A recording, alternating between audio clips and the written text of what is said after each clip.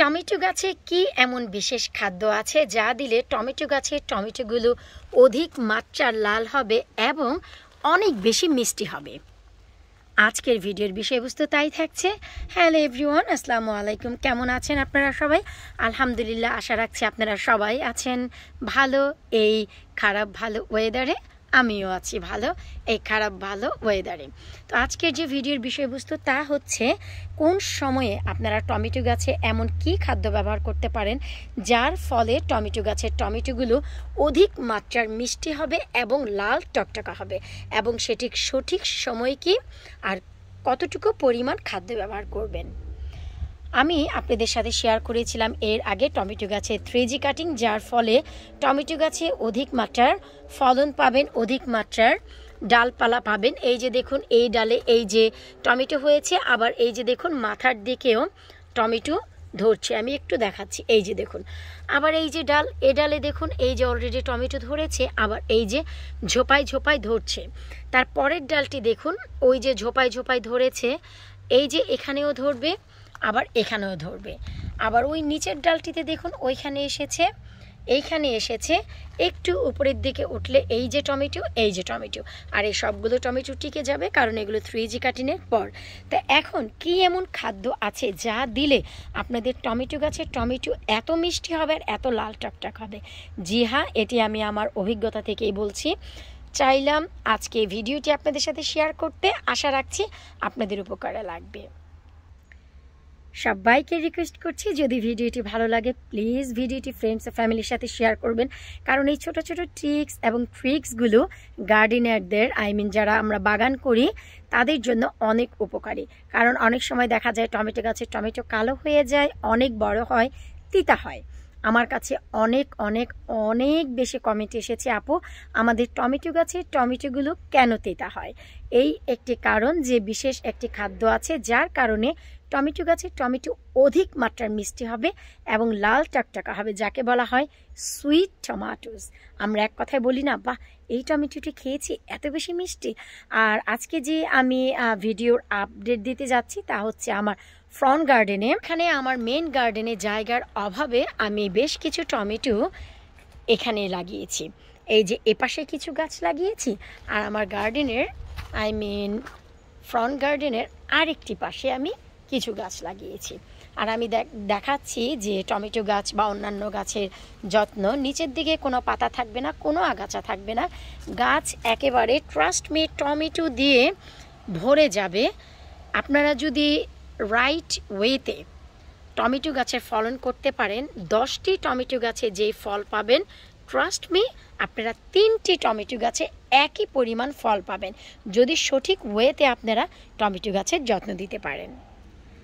তো চলুন আজ আমি আপনাদের সাথে শেয়ার করি কি এমন খাদ্য আছে যার ফলে টমেটো গাছের টমেটো এত অধিক মাত্রার লাল হবে।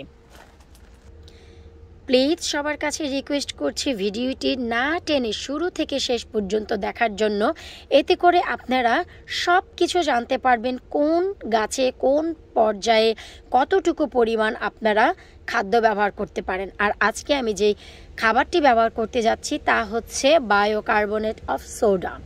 এটি হচ্ছে বেকিং সোডা, যা দিয়ে আমরা বিভিন্ন বেকারি আইটেম বানিয়ে থাকি। আমি জাস্ট একটু ধরছি, আপনাদের যদি ইচ্ছা হয় আপনারা স্ক্রিনশটও রাখতে পারেন। এই বেকিং সোডা শুধু খাবারের জন্য নয়, এটি আমাদের যারা গার্ডেন করি তাদের জন্য পেস্টিসাইড হিসেবে, আমরা যে পেস্টিসাইড করি তার জন্য 1 নাম্বার একটি উপাদান ধরতে পারেন। আর টমেটো গাছ আর করলা গাছে ব্যবহার করলে করলা গাছের তিতা 70% কমে যায়, আর টমেটো গাছ অধিক মাত্রা লাল এবং মিষ্টি করে। তো এখন চলুন যে আমরা কিভাবে ব্যবহার করব। আপনাদের মনে রাখতে হবে 9 to 12 ইঞ্চের পটে, 9 থেকে 12 ইঞ্চির পটে যদি 1 থেকে 2টি গাছ থাকে, আপনারা 1 টিস্পুন বেকিং সোডা ব্যবহার করবেন। 1 টিস্পুন, 1 থেকে 2টি গাছ পর্যন্ত 1 টিস্পুন আপনারা ব্যবহার করবেন, এর বেশি ব্যবহার করার প্রয়োজন নেই। এখানে যদি আপনাদের 3টি গাছ থাকতো তবে আপনারা 1.5 টিস্পুন ব্যবহার করতে পারতেন। জাস্ট গাছ থেকে ঠিক 2 থেকে 3 ইঞ্চি দূরে আপনাদের এই যে বেকিং সোডা এটি দিতে হবে।